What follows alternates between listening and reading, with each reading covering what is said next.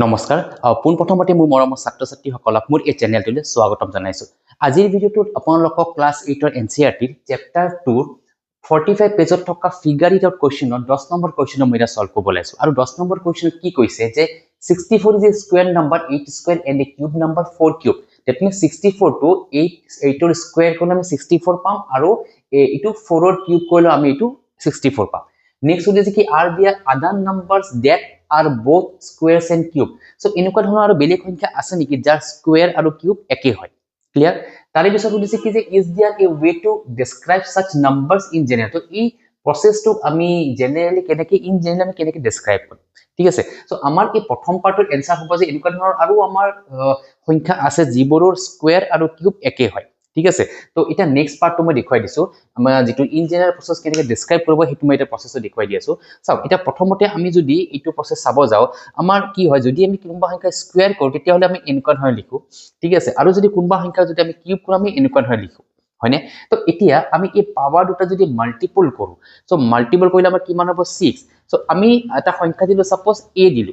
Clear? So কোনোবা সংখ্যাৰ যদি পাৱাৰ 6 থাকে কোনোবা সংখ্যা যদি পাৱাৰ 6 থাকে তেতিয়া হলে সেই সংখ্যাটোক আমি স্কয়াৰলৈকে কনভাৰ্ট কৰিব পাৰিম আৰু হেতুক আমি কিউবলৈকে কনভাৰ্ট কৰিব পাৰিম।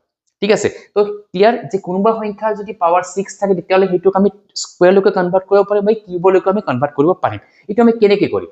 সাপোজ এটা সংখ্যা লৈছো মই যে আমাৰ ইটো 2 টু দি পাৱাৰ সাপোজ 6 লৈছো প্ৰথমতে মই।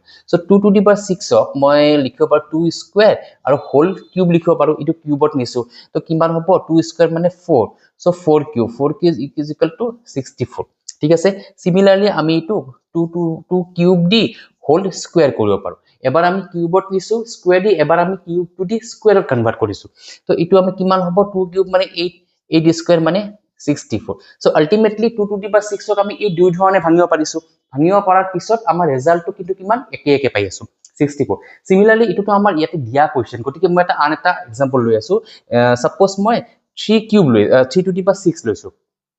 3 টু দি পাৱাৰ 6 ক আমি এনেকুৱা ধৰণে লিখিব পাৰো 3 স্কয়াৰ হোল কিউব কিমান হ'ব 3 স্কয়াৰ মানে 9 কিউব 9 কিউব মানে 9 9 গুণ 81 81 9 যা 729। সিমিলারলি ইটোক আমি 3 কিউব কৰিব পাৰো 3 কিউব স্কয়াৰ 3 কিউব মানে কিমান হ'ব 27 স্কয়াৰ কৰিলো আমি 729 পাম। ঠিক আছে। সো আমাৰ এনেকুৱা ধৰণৰ প্ৰসেসত আমি এই পাৰ্টটো আমি ইটো মানে সলভ কৰিব পাৰিম। তো ইয়াতে ইটো আমি কেনেকুৱা ধৰণে মানে এটা হেত লৈছো ইন জেনাৰেলি আমি ইটো কেনেকৈ ডেসক্ৰাইব কৰিব পাৰিম। সাপোজ আমাৰ ইন জেনাৰেলি প্ৰসেসত সাপোজ মই ইটো লিখি দিছো ইয়াতে যে ইন জেনাৰেল আমাৰ ইটো কি হ'ব পাৰে যে আমাৰ এটা সংখ্যা সাপোজ a লৈছো হিটো যদি পাৱাৰটো 6 থাকে তেতিয়া হলে হেইটোক আমি এবাৰ স্কয়াৰ কৰি হোল কিউব কৰিব পাৰিম। সিমিলাৰলি ইটো যদি পাৱাৰটো 6 থাকে তেতিয়া হলে হিটোক আমি কিউব কৰি পাৱাৰটো কিউব কৰি হোল আমি স্কয়াৰ দিব পাৰিম। That means a to the power 6 বা কিবাটা সংখ্যাৰ যদি যিকোনো সংখ্যাৰ যদি 6 পাৱাৰটো থাকে 6 পাৱাৰ মানে 6 পাৱাৰ মানে 6 নম্বৰ পাৱাৰটো যদি পাৱাৰটো 6 থাকে তেতিয়া হলে হেইটোক আমি দুয়োটা ক্ষেত্ৰতে স্কয়াৰৰ ক্ষেত্ৰতো কনভাৰ্ট কৰিব পাৰিম আৰু কিউবৰ ক্ষেত্ৰত আমি কনভাৰ্ট কৰিব পাৰিম। ঠিক আছে। সো আশা কৰো এই কোৱেশ্চনটো বুজি পাইছে যে 10 নম্বৰ কোৱেশ্চনটো এতিয়া মই নেক্সট 11 নম্বৰ কোৱেশ্চনটো মই এটা সলভ কৰিব লাইছো।